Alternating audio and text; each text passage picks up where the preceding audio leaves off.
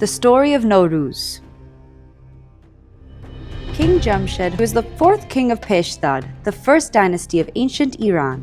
He is mentioned in the Avestan texts like the Yashts and the Vivdevdad as Yima Kishta, the glorious Yima.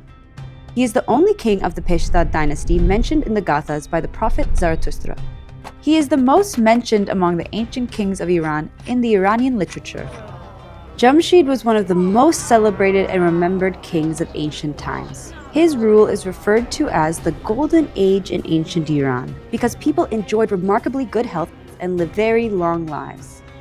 In the Zoroastrian belief system, King Jamsheed holds a position of great reverence, second only to the prophet Zarathustra. According to legend, Ahura Mazda offered King Jamsheed prophetship, but he graciously declined. Instead, Jamsheed chose to fulfill his role as a benefactor, sustainer, and guardian of humanity during the earliest period of civilization. During King Jamsheed's reign, civilization flourished, with legends suggesting he introduced various advancements. He taught his people mining for minerals, brickmaking, and clay plastering, enabling the construction of more durable structures. The art of cloth making progressed through spinning, weaving incorporating luxurious materials like golden and silver threads, and silk. Additionally, King Jamsheed is credited with introducing the crafting of musical instruments.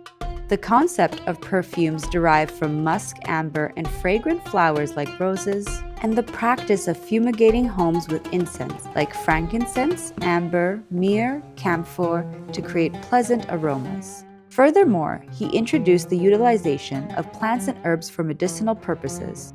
King Jamsheed is also recognized for introducing wine for both celebratory and medicinal purposes. To improve and enhance the work quality and efficiency, King Jamsheed divided his subjects into 4 professional groups: Atomans, priests, Rahishdars, warriors, Vastriosh, farmers, and Tutak, artisans.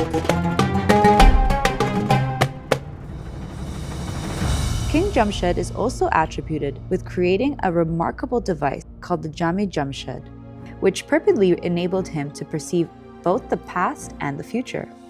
The gadget was likely similar to a modern telescope, allowing King Jamsheed to observe celestial bodies such as stars, planets, and constellations.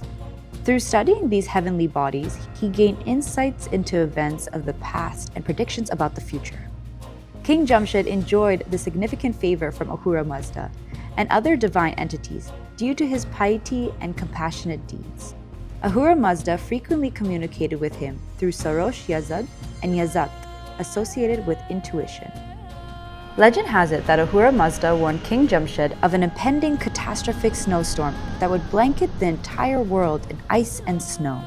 Advised by Ahura Mazda, King Jamsheed gathers pairs of each species and sought refuge on a mountain to protect himself and other virtuous creations from the impending disaster.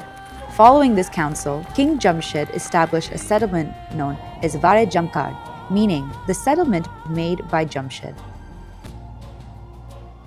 In this settlement of Vare Jamkar, on the day when the sun enters the house of Aries, and is also the day of heralded spring, the day when night and day are of equal length. On this day, which we now also know as the vernal equinox, King Jamsheed was coronated. He sat on a jewel-studded throne wearing a golden crown. The day was marked as an auspicious day to be celebrated with prayers, followed by wine, music, singing, and merriment. This day came to be known as Jamsheedi Navruz, where Nav signifies new, and Roz denotes day. It symbolizes a new beginning for humanity. Attributed to King Jamsheed for saving mankind from the devastating snows blanketed the entire world in ice and snow. It was decreed that henceforth the day should be marked as an auspicious day of celebration, a day of rest, and festivity. The tradition of observing and celebrating the vernal equinox as Jamsheedi Nowruz became deeply rooted in Mazdayasni Zoroastrian culture, enduring for thousands of years as a day of auspiciousness marked by prayer, rest, great joy, and celebration.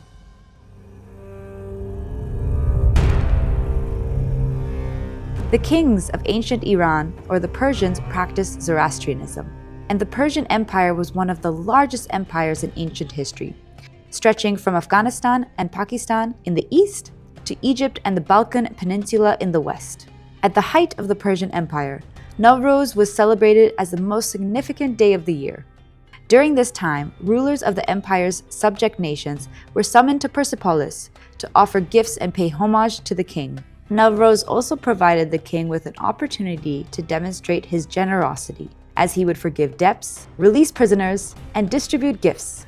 These acts symbolized the renewal of justice and order, reinforcing the monarch's role as a just ruler who upheld the Zoroastrian principles of good thoughts, good words, good deeds, and righteousness. Zoroastrianism remained the official state religion of the Persian Empire for centuries, until the Arab conquest around 632 CE, when Islam replaced Zoroastrianism as the dominant faith.